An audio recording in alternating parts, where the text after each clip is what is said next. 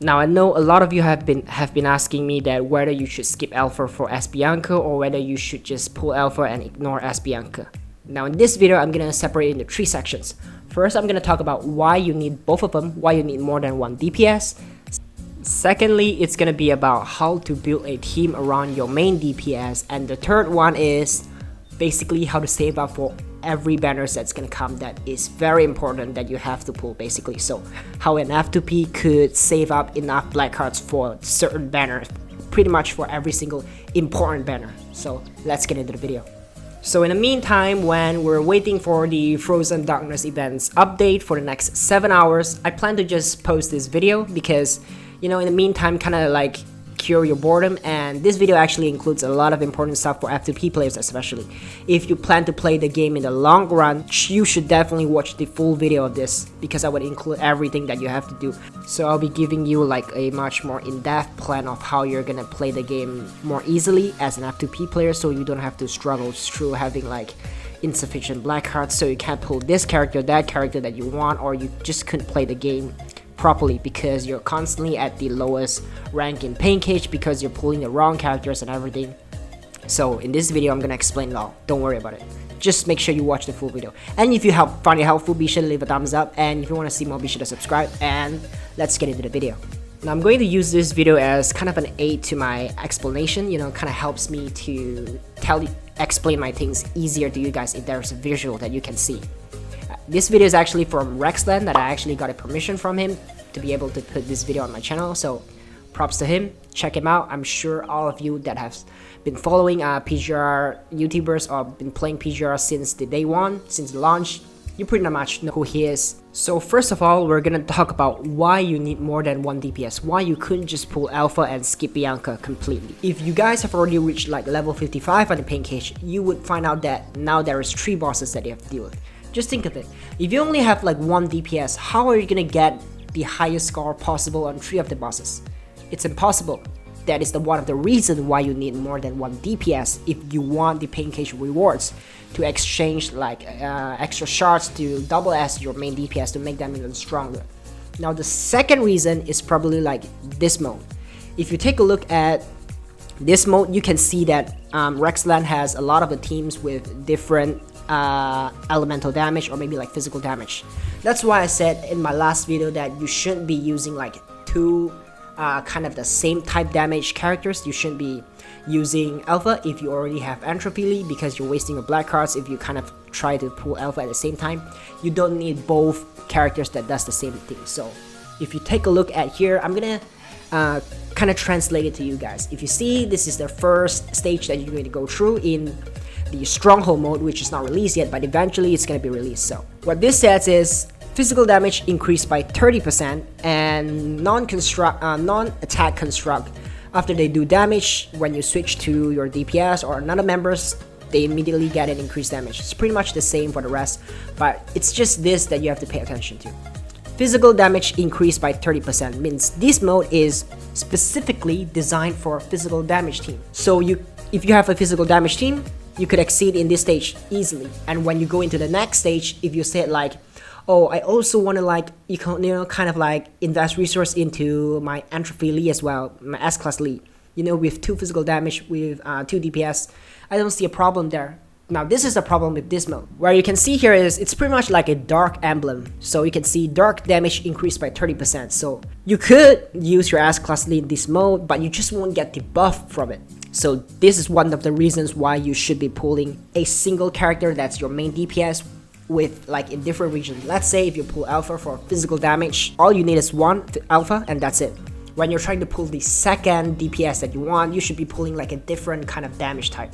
Maybe a dark damage, maybe a fire damage, maybe a ice damage, or maybe like a lightning damage. That's why you need 1 single main DPS for every different damage. So you can see dark team, fire team increased by 30%. As you can see here, lightning damage increased by 30%, ice damage increased by 30%, and fire damage increased by 30%. Now, also a quick tip here.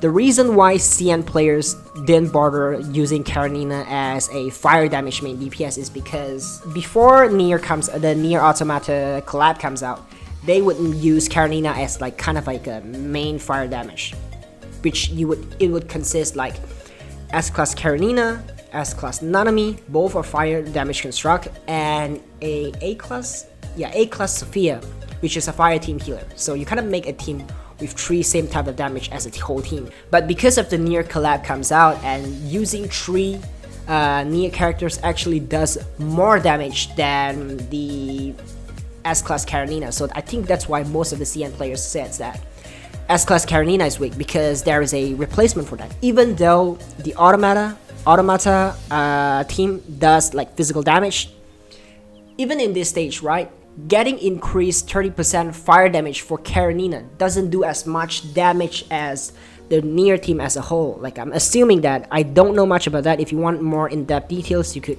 do some research or maybe ask someone that knows more, but from what I can see here, that's probably the case. That's why they're using the Nier team. They rather use the Nier team rather than using like as Karenina. I'm sure Rexland have all the characters at triple S, you know, fully equipped 6-star weapons, fully affix, and 6-star resonance, fully 6-star memories, fully resonance. But he still choose to use the Nier team, so there should be like a explanation to this, right? Why did he pick the Nier team? Maybe the Nier team is stronger than Fire team. So now we're gonna take a look at one of the stages that he's gonna do, which I'll play it and let you guys watch it. Now, remember that his Alpha and Rosetta is actually at around like 8,000 BP, which means his signature weapon, both of them have signature weapon, and they're probably like fully fixed. And he probably have like a full set of like a Frederick, or maybe, I don't think the top players are using Barton because they are skilled. He's using like a full set of 6-star memories with fully resonance, like perfect resonance. That's why they will reach like around like 8,000 BP. So, and you actually have to have like around like 3 S's to get your characters to as much BP as you possibly could. So, take a look at this. Even with the top tier gear, getting to triple S as a main S character, as like Alpha, look at how long it's taking him to do this much damage. Even with top tier, and including like the 30% physical damage buff, he still have a hard time. I'm not saying like he had a hard time doing this. It's probably like easy for him to do all this. It just takes time because there's a limitation to how much damage you can do in the game. But just think of it. If you plan to kind of invest resource into 2 different constructs that does the same type of damage, just imagine that if you bring Entropy Lee into a different stage, right, it's not gonna have like the 30% physical damage buff, right? So if you're not gonna have like the 30% physical damage buff, unless you're a Nier Automata team, right, that does more than enough damage to kind of like ignore that buff. Without that buff, you're absolutely gonna struggle in different modes that doesn't have like physical damage buff. So that's why I recommend you to have only like 1 DPS that does one type of damage, because this mode, it proves it all. Like, this mode is designed to let you to have like, you must have 1 single DPS that does different kind of damage, kind of like a fire DPS main, physical DPS main, ice DPS main, you know, kind of like a different damage with every single main DPS that you have. Now, before we get into talking about how to build a team around your DPS, let's just state the issue. Yesterday, a person asked me like, is there a problem maining Luciadon? There isn't a problem maining Luciadon. I'm just saying that there's a character that you could pull that does more damage than Luciadon and actually cooler than Luciadon, which is Bianca Verity, I think, if you take a look. If you have watched like Rexland's stream yesterday where he explains about the Alpha skills ability showcase how to do damage, he actually shows like the limitation that's on Luciadon in terms of the mechanics and how much damage you could possibly do, and then how much better S-Class Bianca is. So if we take a look at the mechanics of S-Class Bianca, and maybe you should reconsider maining Luciadon as your lightning damage main. As I said, like every single different damage type of main DPS is very important. So take a look at the S-Class Bianca's mechanics. Pretty much a glass cannon. You could do damage in a very, very like long range, and you do more damage than Luciadon. If you know like Luciadon, even going into her ult using the like, kind of like an enhanced basic attack, doesn't do as much damage, and it's not the best kind of like mechanics that you could be using, because you're close to enemies like this, right? You're constantly getting poked, or you might make mistake and get the slow feel from Gabrielle, I think. And if you take a look at Bianca's mechanics, you can do absolute huge amount of damage from a far distance. So this is the difference between the limitation, right? You couldn't do this on A class Lucia Dawn, because Lucia is a close range, and the mechanics kind of, her ult kind of masks her whole like DPS. Her ult basically kind of masks her whole character out, pretty much. That's what I'm saying, because it's so much easier to use Bianca and kind of pop a blue orb and then just dash into a safe distance and do damage, than having to kind of use Lucia Dawn and use your basic attack and throw out orbs and kind of do damage over the time. So what I'm basically saying is there's a better option. If you still want to use Lucia Dawn, you could. It's up to you. If you're having fun, who gives a damn? But if you kind of like a meta player and you plan to play the game long term, it's so much easier to just pull as Bianca and do all of this. Basically, like, see, the blue orb does so much damage in such a short period amount of time. If you're using Lucia Dawn, using her out, kind of do basic attack and everything, takes a long time to do a full damage. Alright, so now let's talk about team building. How do you build a team around your character? This probably like explains it all. If you take a look at this one, it's pretty much a standard where every single CN players or Taiwan player, JP player, Korean players are using. It's pretty much like this. This is pretty much like 90% of the players who actually treat the game seriously with their team like this. Take a look at this. Before we get Rosetta, which is a physical damage debuff character, could replace DPS as well if you put damage kit on her. We would get like a B class enemy to do like a kind of a shoe break. Not the shoe break that you're dealing with when there's like a yellow bar. A shoe break means kind of breaking their base stats defense. Like let's say they have 100 base defense, right? Every single time, if you have like a 500 attacks, you're only doing 400 attacks, because 100 is gonna get blocked by the defense.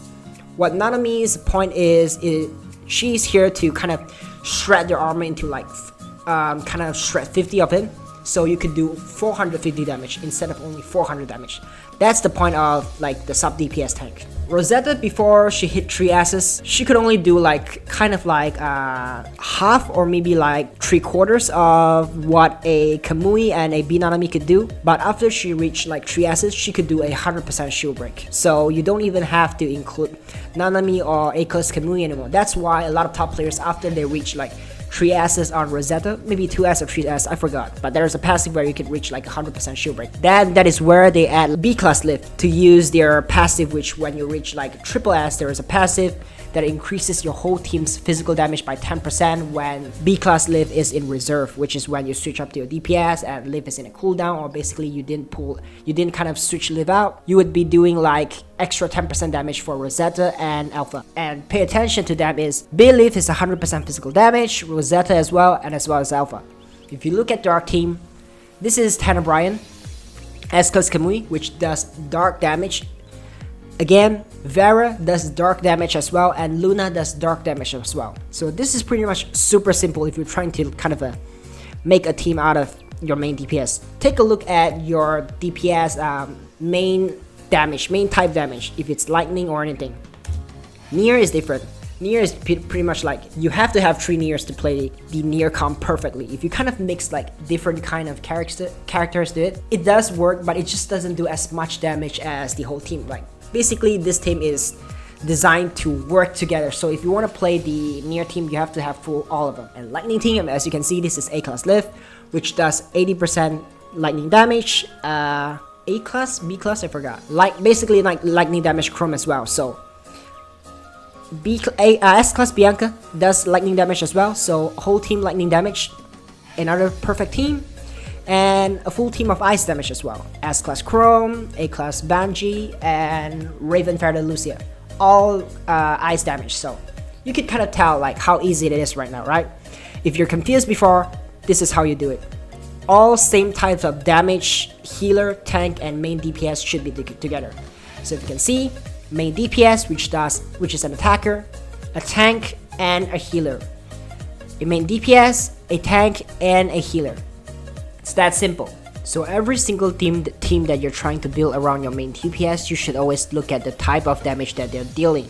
If they deal lightning, then your tank and your healer should be a lightning damage as well. As you can see here, S-class Bianca does lightning damage. That's why Rex bring A-class Liv, which does lightning damage, and A-class Chrome as well, which does lightning damage. And when it comes to team damage, there is always your main DPS that does the most amount of ice damage. This is an ice team. There's S-class Ice Chrome as well, and there's the A-class Banji, which does ice as well. So you pretty much want the same element damage type character in one team, and the best is when there's one tank and one healer. As you can see here, main DPS Lucia and Bianca, Chrome is a sub DPS, which is pretty much a tank, Banji and Liv is pretty much a healer. So it's a very balanced team. You have all your character DPS, tank, and healer that does the same type of damage. So it's very perfect for modes like this. Even if you have, because if you go into modes like this, even with your sub DPS or your healer, they basically does the same damage as your main DPS, so they would get the 30% increase buff as well when they're doing damage to bosses like this. So hope I explained it well enough for you guys to understand. I'm sorry if you still couldn't understand because of my broken English, so I'm sorry about that.